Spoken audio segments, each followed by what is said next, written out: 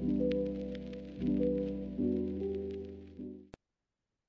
semua, saya Adristi. Pada kesempatan kali ini, saya akan mensimulasikan pembuatan e-commerce dari sebuah toko ATK yang sudah memiliki web sebelumnya, yang bisa Anda cek di video sebelumnya untuk pembuatan webnya.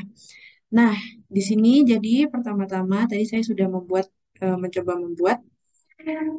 Jadi Arka Company memiliki toko bernama AKTK yang digunakan untuk menjual alat tulis. Mereka meminta untuk dibuatkan sebuah situs web dan juga e-commerce untuk memfasilitasi transaksi jual beli dengan pelanggannya. Nah, berikut daftar produk dan promosi yang akan saya gunakan untuk melakukan simulasi, yaitu ada pensil, buku tulis, pulpen dengan harga dan promosi tertera. Nah, pertama-tama di sini kita akan melakukan pembuatan produk. Nah, di mana pembuatan produk itu sendiri, kita mulai dengan membuat kategori produk. Langsung saja ke webnya. Jadi di sini ada web, kemudian kita klik site, oke. Kemudian eh,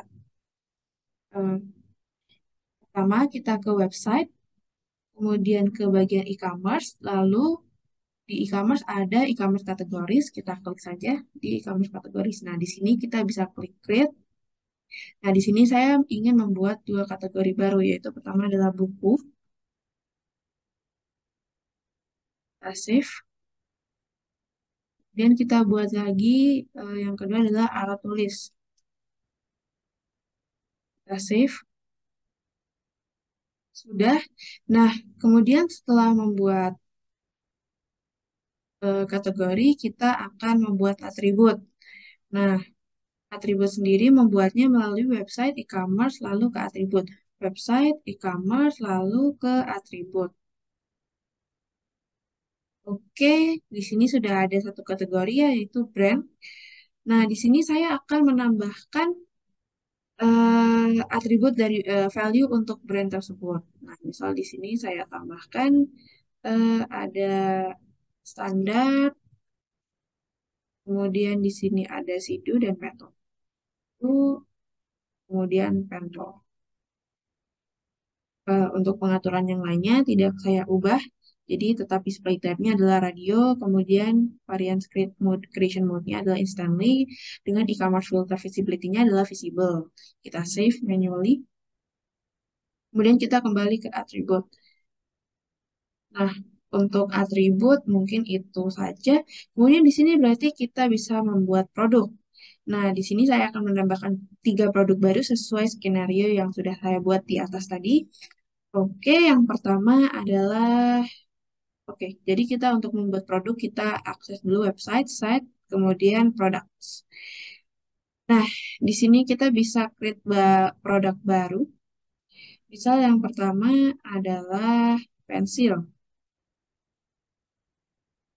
Kita klik save terlebih dahulu.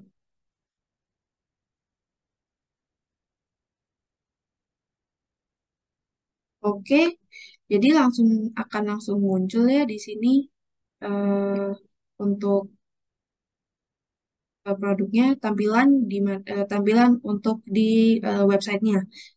Tapi kita perlu melakukan konfigurasi terlebih untuk pensil sehingga kita klik produk di sini untuk menambahkan detail informasi pada produk pensil. Ya, oke. Eh, oke. Jadi di sini ada pensil, type-nya adalah consumable, kemudian sales price-nya tadi kita tetapkan Rp2.500.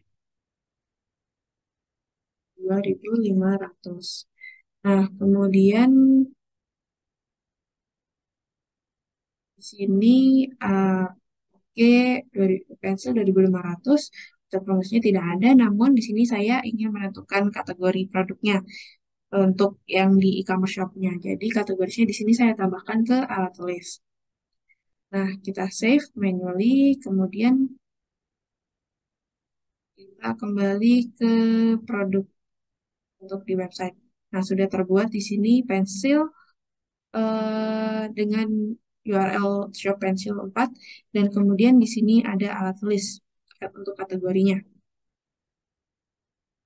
Nah, Tapi perlu diperhatikan bahwa di sini semuanya belum dipublish ya. Oke.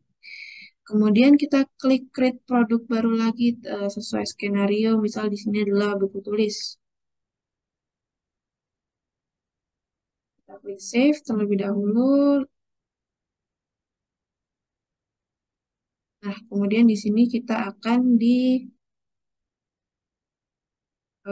tampilan di buku tulis untuk di websitenya. Nah, kemudian kita klik produk untuk mengedit informasi buku tulis. Untuk harganya sendiri Rp6.000. Oke, kemudian kemudian kita ke bagian sales untuk menambahkan kategori yaitu di sini model buku. Kita save manually. Kemudian di sini saya akan menambahkan produk terakhir yaitu adalah pulpen.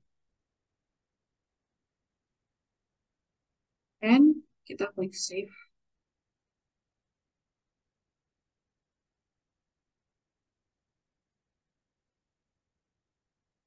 Nah, di sini kita edit terlebih dahulu pulpennya. Untuk sales price-nya tadi berapa? 4.000. Oke, Oke, kemudian kita tentukan kategorinya. Di sini saya mau memasukkan pulpen ke dalam kategori alat tulis. Harusnya sudah. Oh iya, tadi di dua produk sebelumnya saya lupa menambahkan gambar. Jadi akan saya tambahkan setelah ini. Jadi saya akan tambahkan untuk gambar untuk pulpen terlebih dahulu. Edit, pen, lalu klik Save Manually. Nah, kembali ke produk untuk mengakses dua produk sebelumnya, yaitu pensil. Saya ingin menambahkan gambar untuk pensil.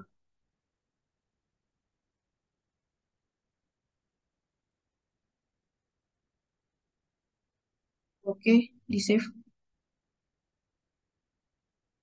Kemudian kita kembali ke produk.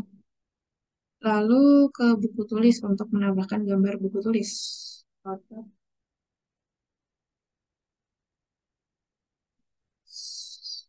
Oke, save.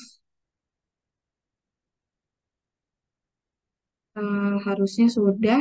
Kita ke product page terlebih dahulu.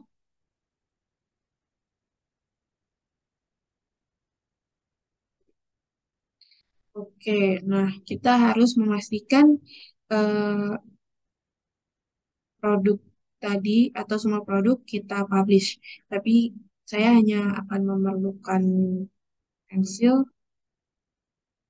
Mari kita klik publish, kemudian kembali ke produk. Oh, sorry. Kita bisa mengakses produk ini semuanya langsung dari halaman website ya. Jadi kita nggak perlu setnya dari Odoo-nya, dari ERP-nya. Kita, oh sudah terpublish untuk pensil, jadi tampilannya akan beda ya dari produk-produk yang belum dipublish. Kita publish juga untuk buku tulis, kemudian untuk pulpen juga kita publish. Nah, jadi di sini ada tiga produk yang sudah terpublish ya, pensil, buku tulis, dan pulpen. Nah, berikutnya di sini saya akan melakukan pembuatan price list, discount, shipping method, dan checkout. Pertama-tama dimulai dari pembuatan price list dan kupon. Nah, tujuan dari pembuatan price list dan kupon ini apa? Tujuannya adalah untuk mengimplementasikan promosi yang ingin kita terapkan untuk produk tertentu atau pesanan tertentu. Nah, jadi untuk membuat price list sendiri, kita harus mengakses website, kemudian e-commerce, dan kemudian price list. Website, e-commerce, dan kemudian ke price list. Nah, di sini saya akan mengedit saja price list yang sudah ada, yaitu public price list. Kemudian saya tambahkan produk baru, oke. Eh, di sini ya menyesuaikan data yang sudah saya buat ya di sini, yaitu applied on buku specific competition fixed. Competitionnya adalah discount. Diskonnya tadi sebesar 20%. Kemudian setelah itu Applied on product. Jadi kita bisa memilih untuk produk yang mana saja, tertentu, maksudnya buku tulis. Oke, produknya sudah dipilih yaitu buku tulis. Nah, kemudian di sini minimal quantity-nya tidak akan saya ubah atau akan saya ubah saja menjadi satu. Jadi ketika pembeli sudah melakukan pembelian, berapapun kuantitasnya, dia sudah akan pasti akan mendapatkan diskon. Nah, untuk validity-nya sendiri saya set dari hari ini sampai minggu depan. Jadi 7 hari. Kita klik apply, kemudian save and close. Nah, oke, untuk price list-nya sendiri sudah. Nah, di sini saya juga ingin membuat shipping methods dan payment. Nah, untuk membuat shipping methods, kita bisa mengakses modul websites, configuration, lalu mengakses menu shipping methods. Kemudian kita klik OK, websites, configuration, shipping methods. Oke, di sini sudah ada ya free delivery charge. Kebetulan saya ditugaskan untuk membuat promosi berdasarkan gratis ongkir. Jadi di sini sudah ada yang free delivery charge, kita gunakan saja. Oke, kita sesuaikan. Nah, di sini adalah fixed price, kemudian delivery, delivery produknya adalah free delivery charge, margin on rate-nya 0, kita uncheck untuk free if order amount is above. Jadi tidak ada minimal tertentu amount order amount-nya. Oke, kita cek kembali dengan data yang sudah ada. Oke, sudah terpublish ya. Namun kita save manually terlebih dahulu untuk shipping methods-nya. Nah, kemudian setelah itu kita perlu membuat payment provider untuk menerima pembayaran dari pelanggan. Nah, jadi untuk mengkonfigurasi payment provider, kita mengakses website, configuration, lalu di sini adalah ada payment provider. Nah, di sini saya mengasumsikan bahwa bayaran yang diterima melalui transfer bank saja, sehingga saya perlu menginstal hanya untuk wire transfer. Kita tunggu beberapa saat.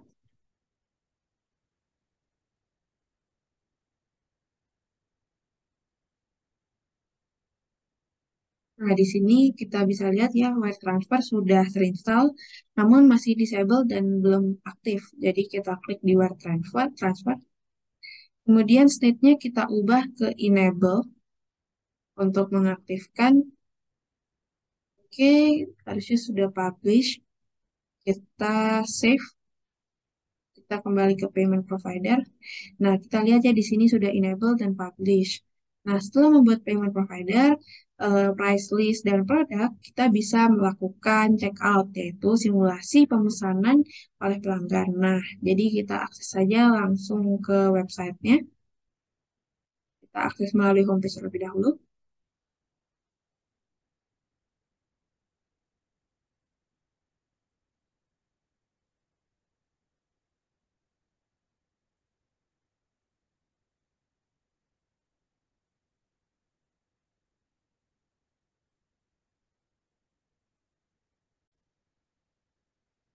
Nah, websitenya sudah terload. Kita langsung saja melakukan simulasi pemesanan oleh pelanggan. Nah, jadi kita akses halaman shop. Kemudian kita tambahkan dulu produknya ke cart. Jadi di sini saya ingin menambahkan semua produk yang tadi saya sudah buat masing-masing satu, add to cart. Kemudian kembali lagi ke buku tulis, add to cart. Sorry. Kemudian kembali lagi ke pulpen dan di sini saya tambahkan juga ke cart. Nah, 3 produk tadi sudah tambahkan ke cart ya. Nah, di sini ada hal yang menarik yaitu tadi kan sudah kita tentukan kategori untuk setiap produknya. Nah, melalui website yang dibuat oleh Odoo ini, kita bisa melakukan filtering berdasarkan kategori tertentu. Misal kita klik saja buku, maka yang ditampil adalah produk yang kategorinya buku saja. Nah, kemudian kita misal alat tulis, maka yang ditampilkan adalah produk dengan kategori alat tulis saja, tidak ada kategori lainnya. Nah, kemudian di sini juga di sini ada price range. Kita bisa memilih produk berdasarkan rentang harga tertentu. Misal di sini saya press harganya di bawah 1.000, maka yang ditampilkan adalah produk pensil saja dan gift card dan juga top up e-wallet. Nah, oke, kita lanjut pemesanannya. Nah, di sini kita akan diberikan daftar barang yang sudah kita beli, yang sudah kita akan kita check out. Nah, di sini kita lihat di sini ada pensil dengan harga 2.500, pulpen dengan harga 4.000, tapi buku tulis harganya 4.800. Padahal berdasarkan skenario tadi kita sudah memasukkan buku tulis harganya 6.000. Namun kita juga menerapkan diskon 20% pada price list sehingga buku tulis tersebut harganya berkurang 20% menjadi 4.800. Nah, kemudian kita bisa klik proses checkout untuk memproses checkoutnya. Nah, di sini kita akan diminta memasukkan data-data. Oke, di sini saya tambahkan saja. Misal, oke, kemudian kita masukkan jalan sawit.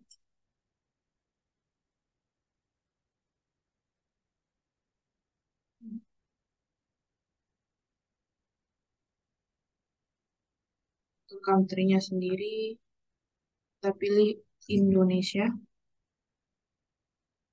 Nah, kemudian di sini kita perlu next. Oh, sorry, kita salah. Beda. Oke, di sini kita akan disuguhkan eh, bagian alamat untuk dikonfirmasi ulang. Nah, jadi di sini kita diberikan billing address dan shipping address. Jika sudah tidak bermasalah, kita bisa lanjut saja. Kita bisa lanjut saja ke confirm. Nah, di sini billing dan shippingnya langsung ditujukan ke alamat yang tadi sudah kita buat. Terus kemudian kita coba edit. Oke, nggak perlu. Kita confirm balik lagi. Nah, di sini juga shipping methodnya langsung dipilih free delivery charge karena memang tadi hanya satu yang kita set, yaitu shipping methodnya free delivery charge. Kemudian di sini pay with-nya juga hanya wire transfer. Oke, kita bayar sekarang. Kita pay now.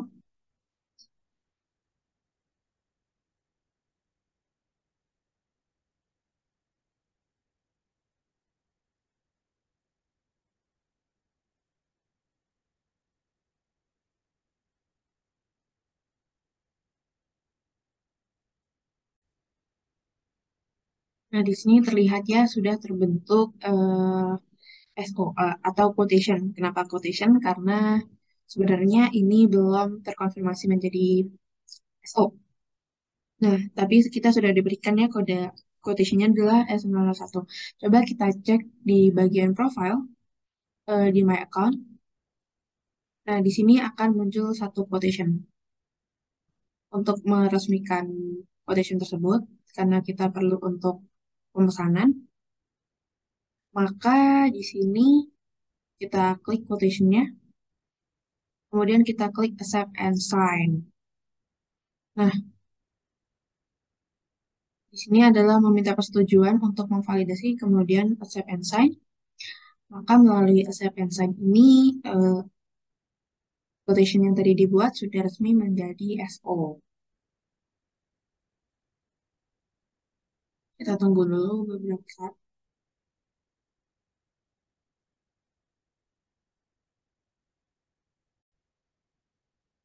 Nah, di sini akan terlihat ya eh, kalau ordernya sudah terkonfirmasi.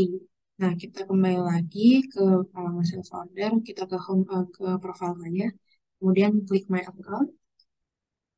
Nah, di sini tadi dokumennya ada di bagian quotation, kemudian dia akan pindah ke sales order. Nah, kita cek di modul sales dari sisi ERP, yaitu dari sisi penjualnya.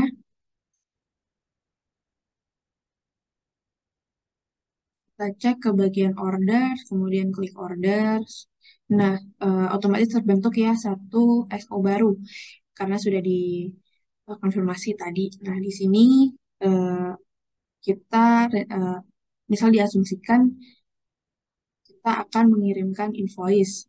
Jadi kita bisa langsung klik create invoice di sini. Kemudian create invoice saja, tidak create and view invoice. Oke, kemudian kita confirm. Nah, misal diasumsikan pelanggan ingin melakukan pembayaran, maka kita klik register payment di sini. Nah, kemudian jurnalnya adalah bank, payment methodnya adalah manual, tidak perlu kita ubah-ubah. Kemudian kita klik create payment. Nah, maka di sini statusnya akan berubah menjadi paid. Nah, kemudian di sini kita eh, kembali lagi ke websitenya. Kita cek apakah sudah benar terbayar. Ini dokumen. Nah, di sini ada invoice and bills. Invoice tadi yang sudah dibuat pas confirm, pas di SOD modul sales tadi. Kemudian di sini statusnya sudah paid karena sudah dibayar, meskipun tidak dibayar melalui sini. Jadi diasumsikan memang pelanggannya sudah membayar.